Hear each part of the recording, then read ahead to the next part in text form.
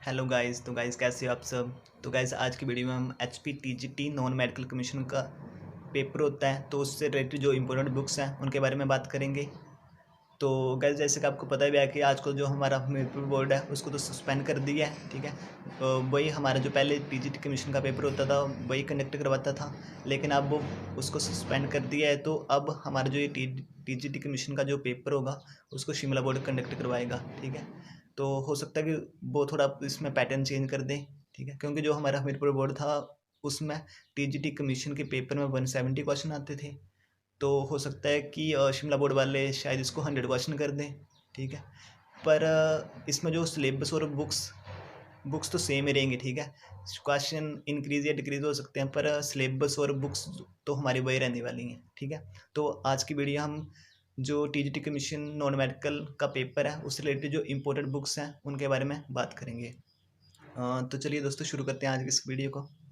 तो सबसे पहले हम बात करेंगे मैथमेटिक्स की, ठीक है। तो ये मैं जो बुक्स बता रहा हूँ उसके लिए मैंने 3-4 प्रीवियस ईयर पेपर को एनालाइज किया है, ठीक है। उसके बेसिस पर ही मैं आपको ये बुक्स बता रहा हूँ, ठीक है। तो सबसे पहले मैथमेटिक्स में आपको क्लास +1 और +2 की जो एन सी आर टी की बुक्स हैं वो करनी है, ठीक है। इसमें आपको सब कुछ ही कर लेना है, एग्जाम्पल्स और जो लास्ट में मिसलेनियस क्वेश्चन भी होते हैं, ठीक है, उनकी भी अच्छी तरह प्रैक्टिस करनी है, ठीक है।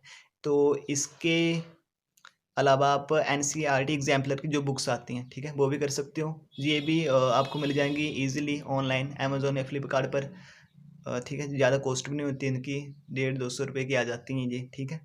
तो इससे ज़्यादा करने की ज़रूरत नहीं है क्योंकि इसी में से पेपर आ जाता है मैक्सिमम। तो उसके बाद हम बात करेंगे फिजिक्स की।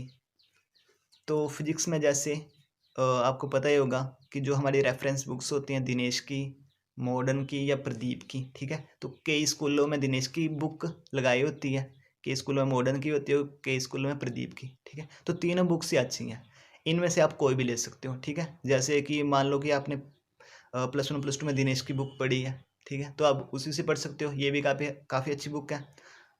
और अगर आपके पास कोई भी बुक नहीं है तो आप इनमें से कोई भी एक ले सकते हो, ठीक है। पर मेरा ज़्यादा इसके बोर्ड इसकी तरफ रहेगा दिनेश की, ठीक है।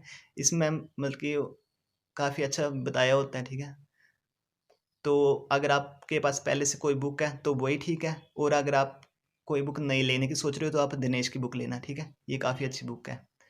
तो इसकी भी आप क्लास +1 और +2 की इनमें से कोई भी एक बुक पढ़नी है आपने, ठीक है, इसी में से पेपर आ जाता है, ठीक है। तो अब बात करते हैं केमिस्ट्री की। तो केमिस्ट्री में भी सेम ही है, इनमें से कोई भी एक बुक लेनी है आपको, +1 की भी और +2 की भी, ठीक है। तो इसी में से पेपर आ जाता है।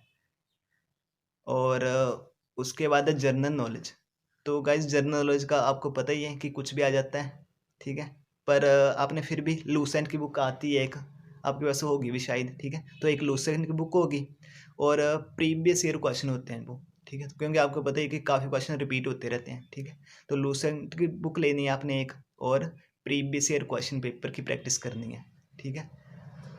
और इसके अलावा आपको पता ही है करंट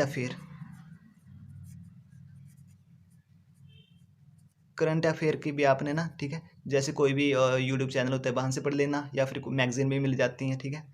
तो ईयरली मैगजीन भी मिल जाती है, तो उसमें से आपने प्रैक्टिस कर लेनी है, कम से कम 1 ईयर के करंट अफेयर पढ़ लेने हैं, क्योंकि आजकल इस करंट अफेयर के भी काफ़ी क्वेश्चन आ रहे हैं, ठीक है। 10 to 15 क्वेश्चन आते हैं करंट अफेयर के, ठीक है।